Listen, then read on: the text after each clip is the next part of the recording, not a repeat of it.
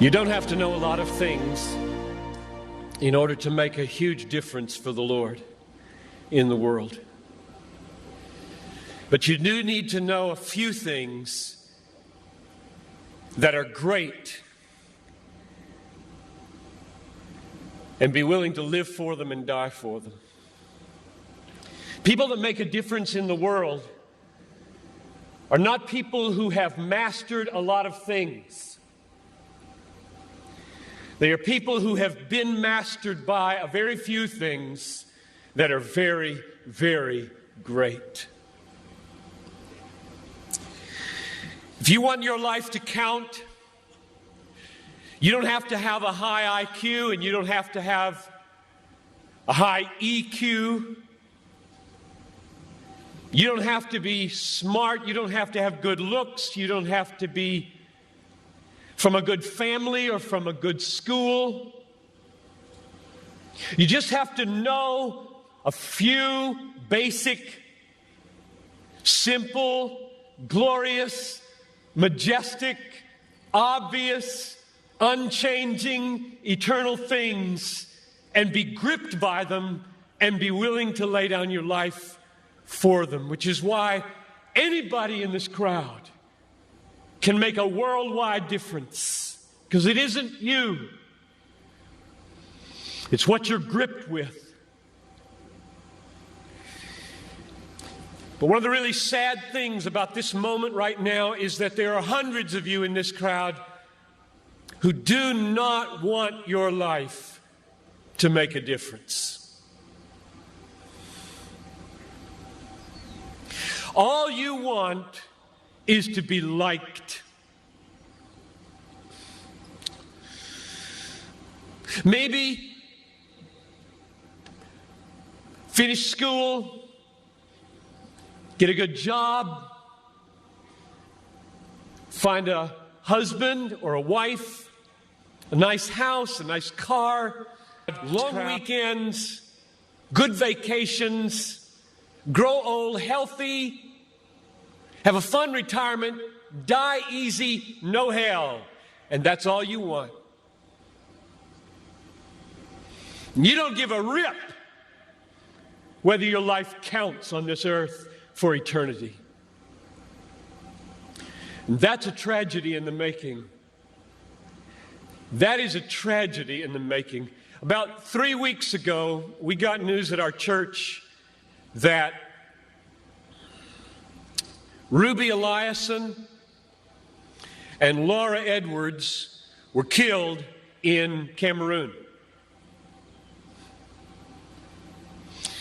Ruby Eliason, over 80, single all her life, a nurse, poured her life out for one thing: to make Jesus Christ known among the sick and the poor in the hardest and most unreached places. Laura Edwards, a medical doctor in the Twin Cities, and then in retirement, partnering up with Ruby, also pushing 80, and going from village to village in Cameroon. And the brakes give way. Over a cliff they go, and they're dead instantly. And I asked my people, is this a tragedy?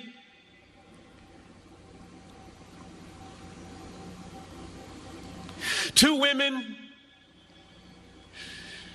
in their 80s, almost, a whole life devoted to one idea: Jesus Christ magnified among the poor and the sick, in the hardest places.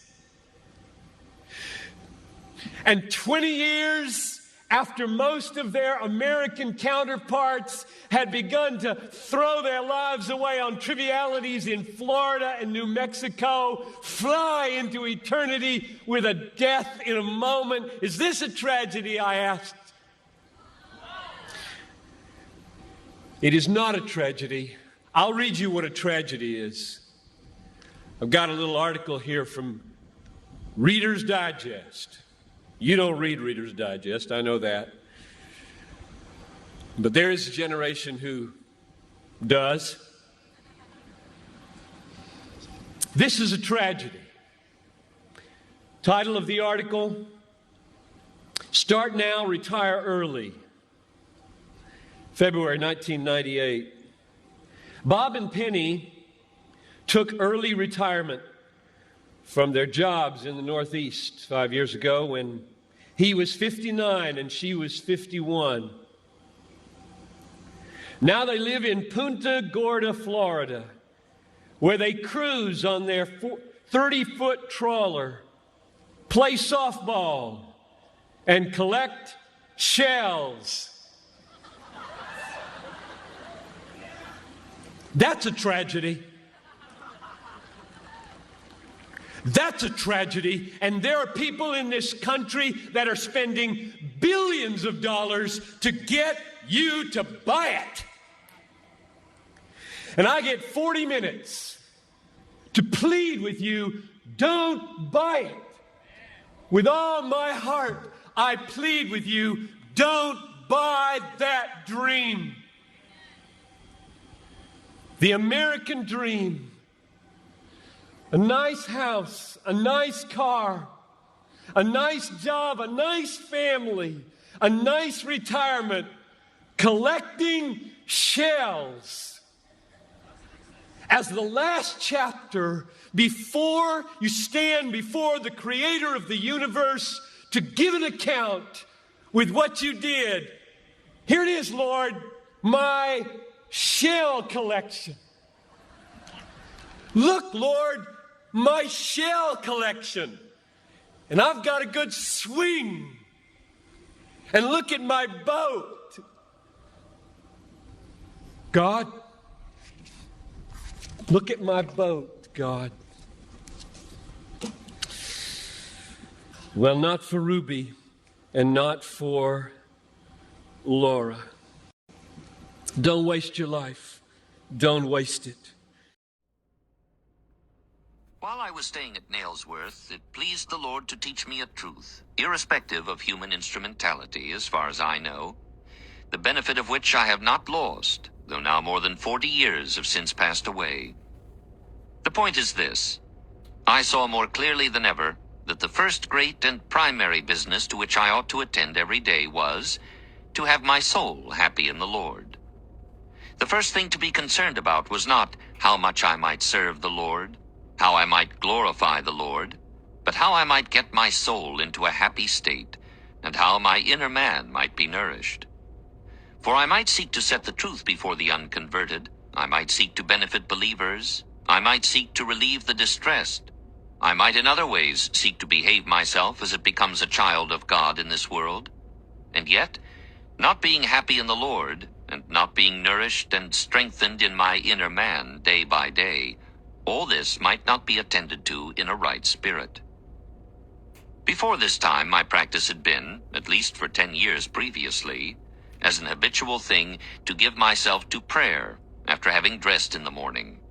Now I saw that the most important thing I had to do was to give myself to the reading of the Word of God and to meditation on it, that thus my heart might be comforted, encouraged, warned, reproved, instructed, and that thus, whilst meditating, my heart might be brought into experimental communion with the Lord. I began, therefore, to meditate on the New Testament from the beginning, early in the morning. The first thing I did, after having asked in a few words the Lord's blessing upon His precious Word, was to begin to meditate on the Word of God, searching, as it were, into every verse, to get blessing out of it, not for the sake of the public ministry of the Word, not for the sake of preaching on what I had meditated upon, but for the sake of obtaining food for my own soul. The result I have found to be almost invariably this, that after a very few minutes, my soul has been led to confession, or to thanksgiving, or to intercession, or to supplication, so that though I did not, as it were, give myself to prayer, but to meditation, yet it turned almost immediately more or less into prayer. When thus I have been for a while making confession, or intercession, or supplication, or have given thanks, I go on to the next words or verse, turning all as I go on into prayer for myself or others, as the word may lead to it, but still continually keeping before me that food for my own soul is the object of my meditation. The result of this is that there is always a good deal of confession, thanksgiving, supplication, or intercession mingled with my meditation, and that my inner man almost invariably is even sensibly nourished and strengthened, and that by breakfast time, with rare exceptions, I am in a peaceful, if not happy, state of heart. Thus also the Lord is pleased to communicate unto me that which, very soon after, I have found to become food for other believers, though it was not for the sake of the public ministry of the word that I gave myself to meditation, but for the profit of my own inner man. The difference between my former practice and my present one is this. Formerly, when I rose, I began to pray as soon as possible, and generally spent all my time till breakfast in prayer, or almost all the time. At all events, I almost invariably began with prayer. But what was the result? I often spent a quarter of an hour, or half an hour, or even an hour on my knees before being conscious to myself of having derived comfort, encouragement, humbling of soul, etc. And often, after having suffered much from wandering of mind for the first 10 minutes, or a quarter of an hour, or even half an hour, I only then began really to pray. I scarcely ever suffer now in this way. For my heart being nourished by the truth, being brought into experimental fellowship with God, I speak to my Father and to my friend, vile though I am and unworthy of it, about the things that he has brought before me in his precious word. It often now astonished me that I did not sooner see this. In no book did I ever read about it. No public ministry ever brought the matter before me. No private intercourse with a brother stirred me up to this matter. And yet now, since God has taught me this point, it is as plain to me as anything that the first thing the child of God has to do morning by morning is to obtain food for his inner man. As the outward man is not fit for work of any length of time, except we take food, and as this is one of the first things we do in the morning, so it should be with the inner man. We should take food for that, as everyone must allow. Now what is the food for the inner man? Not prayer, but the Word of God. And here again, not the simple reading of the Word of God, so that it only passes through our minds, just as water runs through a pipe, but considering what we read, pondering over it, and applying it to our hearts. I dwell so particularly on this point because of the immense spiritual profit and refreshment I am conscious of having derived from it myself. And I affectionately and solemnly beseech all my fellow believers to ponder this matter. By the blessing of God, I ascribe to this mode the help and strength which I have had from God to pass in peace through deeper trials in various ways than I had ever had before. And after having now above 40 years tried this way, I can most fully, in the fear of God, commend it. How different when the soul is refreshed and made happy early in the morning, from what is when, without spiritual preparation, the service, the trials, and the temptations of the day come upon one.